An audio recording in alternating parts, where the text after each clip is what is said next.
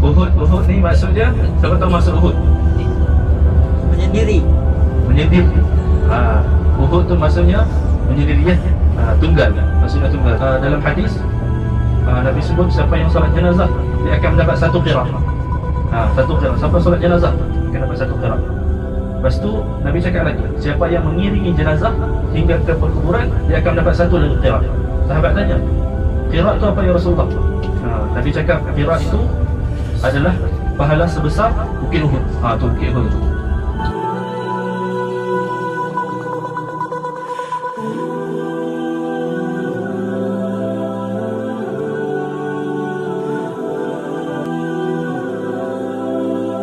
Jadi peperangan Uhud ni jadi pergerakan kafir Quraisy selama 3,000 orang. 3,000 orang bergerak, diketahui oleh Nabi yang dikhabarkan oleh Al-Abbas, bapa saudara Nabi ni. Bapa saudara Nabi dia bagi tahu ke Nabi. Dia dapat berita bahawasanya kafir Quraisy dah bergerak nak pergi Islam Madinah. Dan lepas daripada tu Nabi pun hantar sikal nak confirmkan betul ke tak. Jadi bila mana dah betul ni, Nabi adakan mesyuarat antara sunnah Nabi biasanya akan adakan mesyuarat kalau berlaku sesuatu perkara kan. Dan nampak tak orang tu naik tu?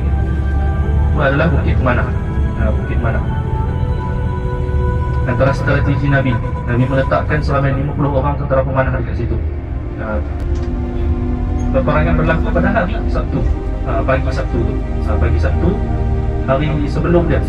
Sebelum tu Nabi bagi khutbah solat Jumaat kan, Nabi bagi khutbah bagi semangat kepada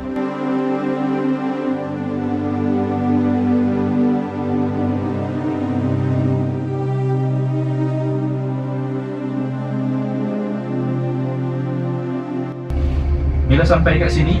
Antara strategi Nabi iaitu Nabi menjadikan Bukit Uhud dan juga Bukit Manah tadi pasal Bukit Manah, Bukit Uhud sebagai benteng kiri dan kanan. Maksudnya peperangan berlaku tengah-tengah itulah di antara Bukit Uhud dan juga Bukit Manah. Jadi Nabi menempatkan selama 50 orang tentera pemanah dekat Bukit Manah tu, Jabal Rumah, Bukit Rumah, nama asal dia.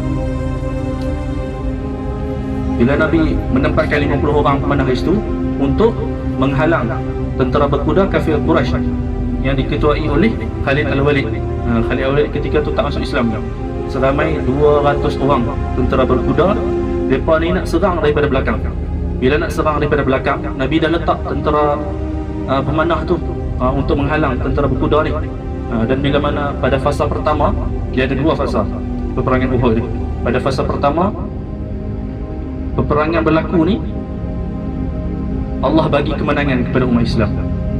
Laqad sadaqakumullahu wa'adah idh tahussunahum bi'idnih. Sesungguhnya kami ni dah tunaikan janji kami, iaitu memberikan kemenangan kepada umat Islam, yang mana umat Islam ketika tu dapat bertahan dengan gagah. Nabi yang ada kat tengah-tengah barisan umat Islam tu tak disentuh pun, maksudnya tak kena usik pun. Dan tentera pemanah ni pun dapat menghalang tentera berkuda kafir Quraisy, Khalid Al-Walid tu kan. Jadi bila mana serang tak dapat nak tembus, mereka ni sampai lemah semangat.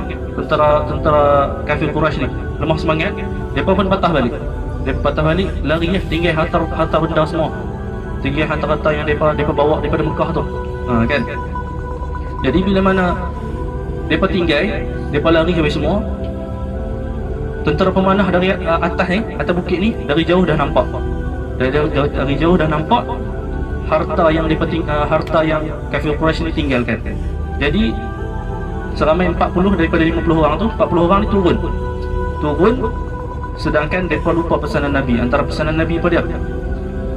Nabi pesan, "Idh ra'aytumuna takhtafuna at-tayr fala tabrahu makanakum hatta ursila ilaikum, wa in ra'aytumuna hazamna al-qaum fala tabrahu hatta ursila ilaikum." In ra'aytumuna takhtafuna at-tayr, jika kamu nampak mayat kami kat bawah ni, mayat kami tentera kat bawah ni kan, dimakan oleh burung-burung, fala tabrahu makanakum hatta ursila ilaikum, jangan kamu bergerak, jangan kamu turun daripada tempat kamu ni sehingga aku utuskan untuk kamu turun. Dan jika kamu nampak kami ni kat bawah ni mendapat kemenangan, jangan kamu turun sehingga aku utuskan utusan untuk kamu turun. Jadi 40 orang ni terlupa pesanan Nabi sallallahu alaihi wasallam.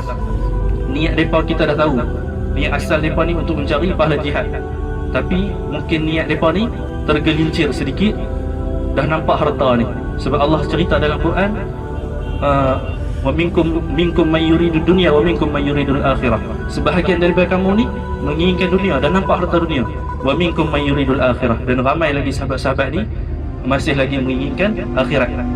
Summa sarafakum anhum liyabtaliyakum.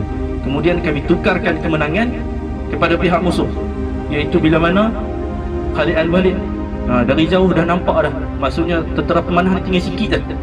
Maksud dia panggil balik tentera berkuda dia, dia serang buat kali kedua, dan seramai 10,000 orang, 10,000 pula, 10 orang yang ada kat atas bukit tu semuanya mati syahid. Mati syahid. Dan bila mana bukit pemanah tu dah dikuasai, ketika itulah tentera-tentera yang lain ni yang dah lari di tampukang ni dipatah balik. Ketika itulah umat Islam diserang daripada luar, daripada belakang dan juga daripada depan.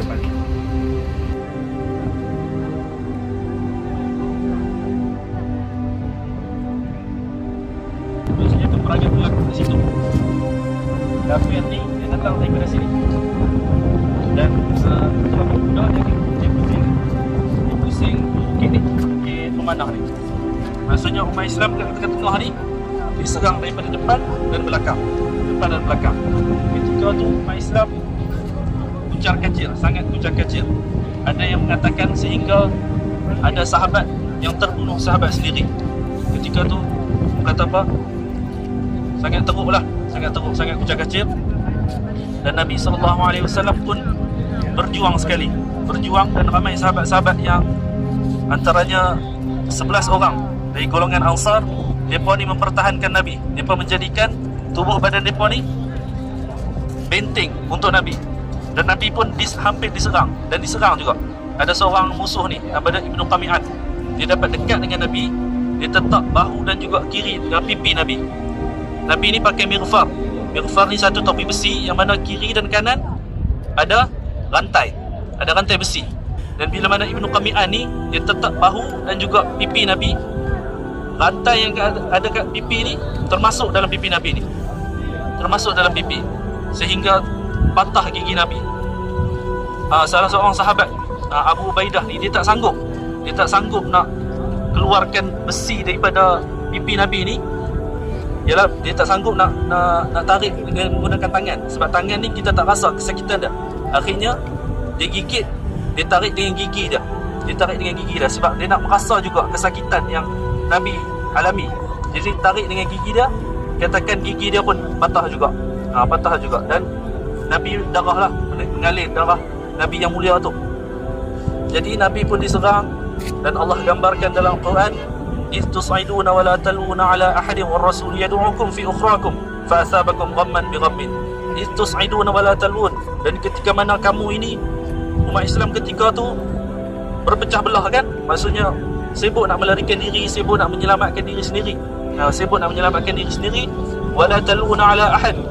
Sahabat-sahabat ni tak tengok pun kepada sahabat yang lain, tak tengok kepada Nabi. Wa rasul yad'ukum. Nabi ni tengah panggil kamu ni kembali berjuang.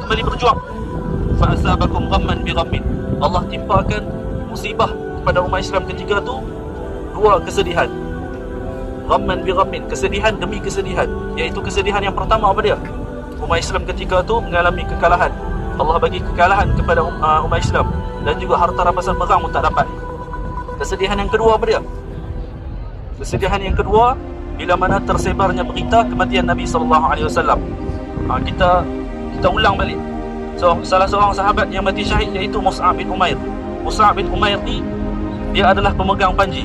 Tuan-tuan mesti pernah dengar kan cerita berkenaan dia pegang panji ni, kemudian tangan kanan dia dipotong, dia pegang tangan kiri pula dia dipotong, kemudian dia peluk panji tu. Kemudian kali ketiga ni dia diserang dan akhirnya dia mati syahid. Dan wajahnya dikatakan menyerupai wajah Nabi SAW. Dan bila mana dia syahid, ketika itulah pihak musuh dah ingat Nabi ni dah wafat.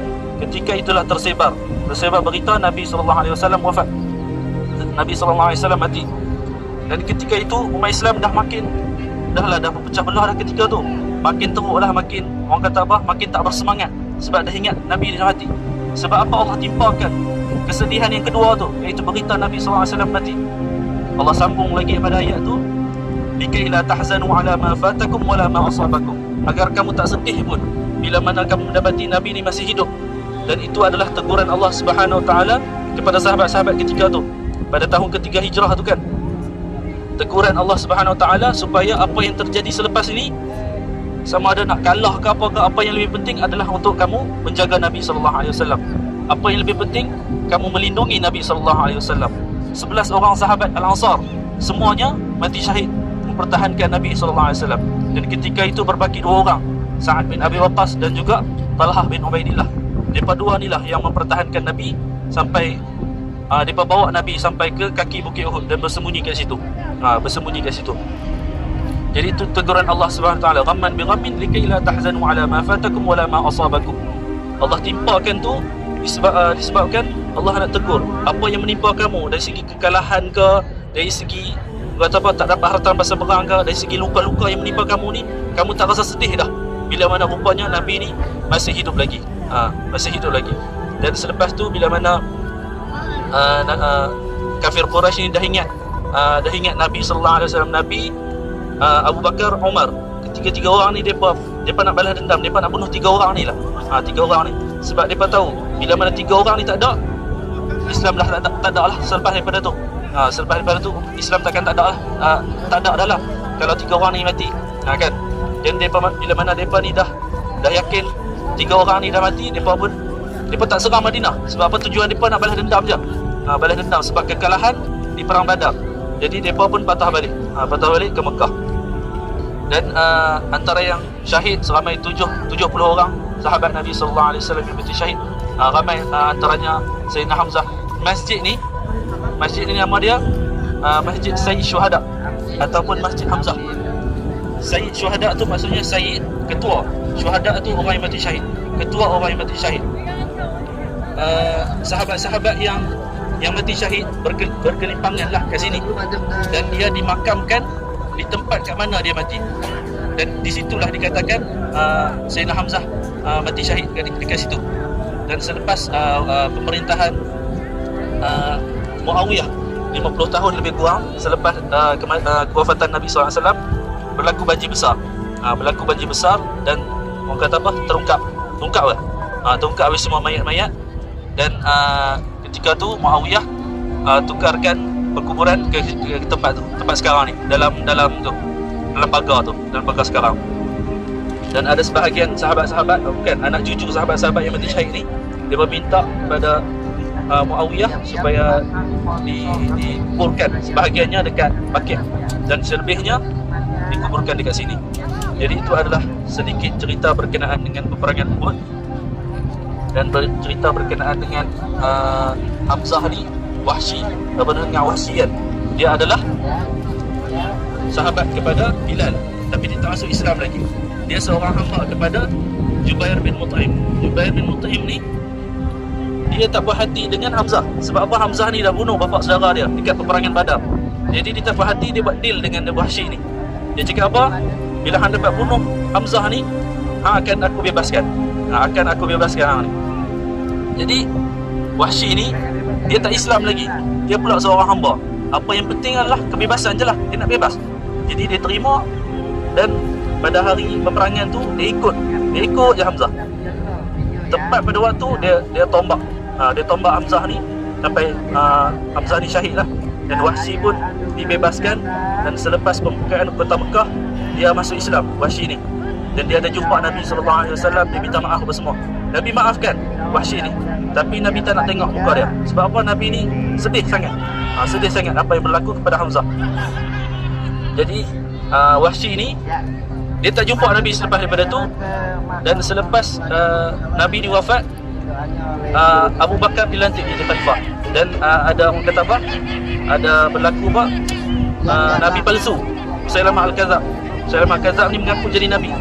Dan Abu Bakar ni menghantar utusan untuk berperang, untuk memerangi mereka ni. Dan dikatakan Wahsy lah yang membunuh Musailamah Al-Kadzab ni. Membunuh Musailamah Al-Kadzab. Dia nak balas dendam untuk Nabi SAW. Jadi itu adalah serba sedikit berkaitan dengan peperangan Uhud, berkaitan dengan sahabat-sahabat. Dan Nabi SAW selalu menziarahi makam syuhada Uhud ni. Nabi selalu ucapkan salamun alaikum bima sabartum fa ni'ma uqbad dar. Salam sejahtera ke atas kamu, wahai penduduk, wahai penghuni inilah, penghuni Maqbarah ni, bima sabartum, di atas kesabaran kamu, fa ni'ma uqbad dar, nikmatilah sebaik-baik nikmat, iaitu di syurga, di syurga Allah Subhanahu wa taala. Jadi insya-Allah saya rasa cukup sekadar itu. InsyaAllah kita akan pergi sekejap, kita ziarah, kita doa sekejap, kemudian kita bagi masalah.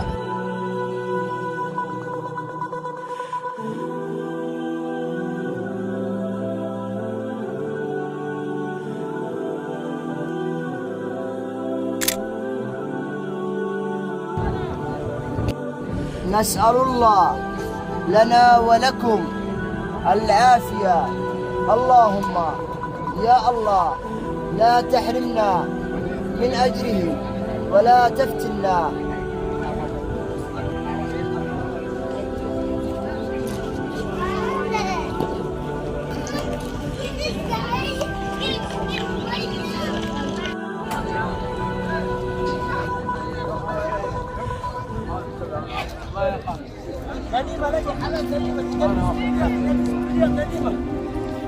حلال حلال.